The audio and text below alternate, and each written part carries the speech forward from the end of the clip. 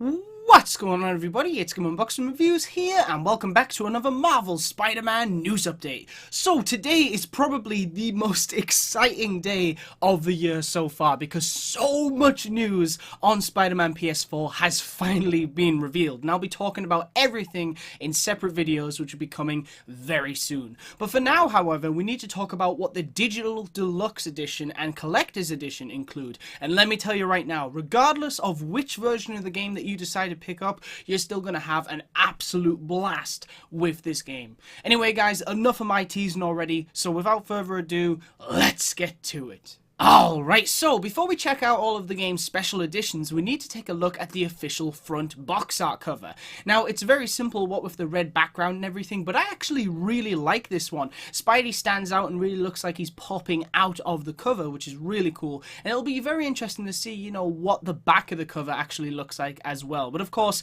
like usual, we probably won't see that until closer to launch. Now, next up, of course, we're going to talk about the Digital Deluxe Edition, and as you can see here, if you decide to get this version, then you'll get the full game on download, which of course you can get from the PlayStation Store, a physical Spider-Man pin, a digital Spider-Man PSN avatar, a digital Spider-Man PS4 theme, which is designed by renowned comic book artist Adi Granov. You're also going to get 5 extra in-game skill points, an in-game spider drone gadget, which is really cool because it can hover in the air and blast out webs, which will then incapacitate enemies, which is amazing. After seeing Spider-Man Homecoming and seeing Droney in action, I cannot wait to use that especially. You're also going to get the Spidey Suit DLC pack, which includes 3 new suits, one of which we'll talk about at the end of the video. And finally, you also get the City That Never Sleeps, which is 3 post-launch story chapters, which include new missions, suits, and characters, which is yet again another thing that we're going to talk about at the end of the video.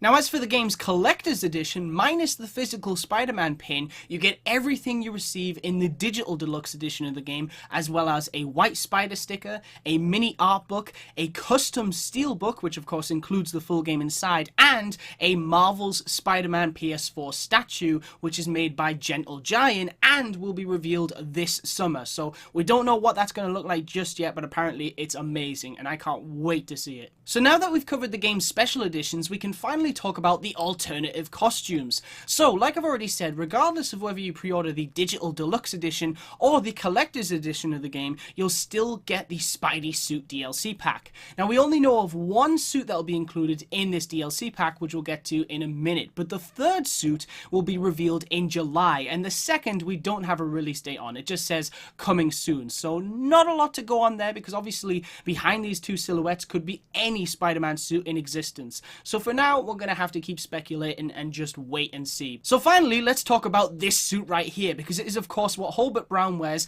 as Spider-Punk in the Spider-Verse event from the comics. And let me tell you right now, this suit looks absolutely incredible. He's got the jacket, the spiky mohawk, the belt, you know, it's exactly how it looks in the comics. It's incredibly accurate. But here's the thing, Insomniac Games didn't stop there. Oh no, because they've also added certain unique upgradable powers that you can use when you wear specific suits. So for example, if you don the Spider-Punk suit, you then have the ability to whip out a guitar and strum it to send out a shockwave attack that knocks down all foes.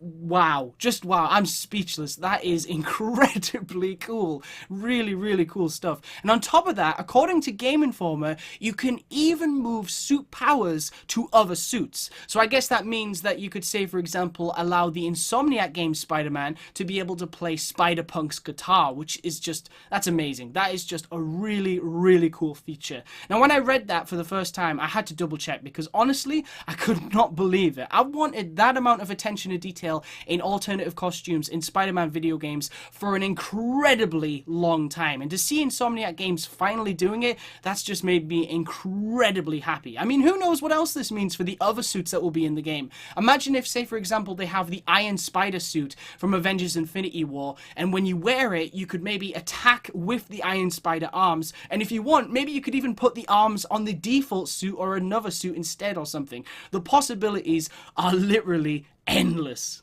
And last but most certainly not least, we of course need to talk about the post-launch content, basically the Season Pass, which Insomniac are calling the city that never sleeps. So with the post-launch content, we'll be getting 3 new chapters, each with new missions, new villains, characters, and additional suits for Spider-Man.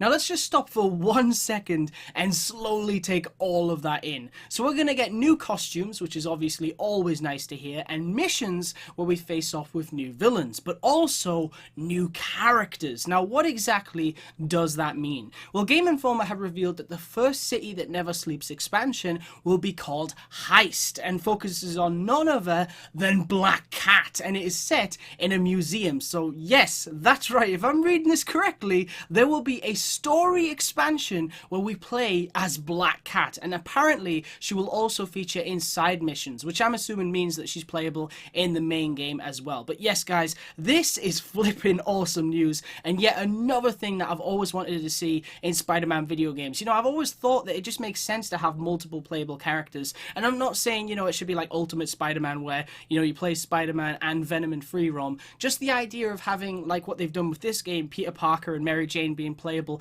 in certain moments is really clever, and I'm really looking forward to those moments in the game. It's probably one of the most anticipated thing about the story for me, is getting to see it from other characters' point of view, and I really hope that Miles Morales is also another playable character, whether he has his spider powers or not.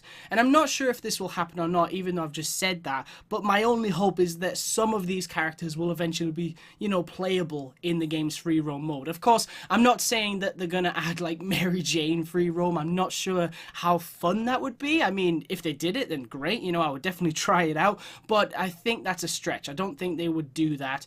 But maybe Black Cat, I could see, you know, depending on how much work has gone into Black Cat, if she can freely, you know, navigate around that museum, can she freely navigate around Manhattan as well? These are the questions that need to be answered. So I'm not quite sure. If Black Cat is playable in free roam, then that is amazing. But if not, then I'm still really looking forward to that DLC pack.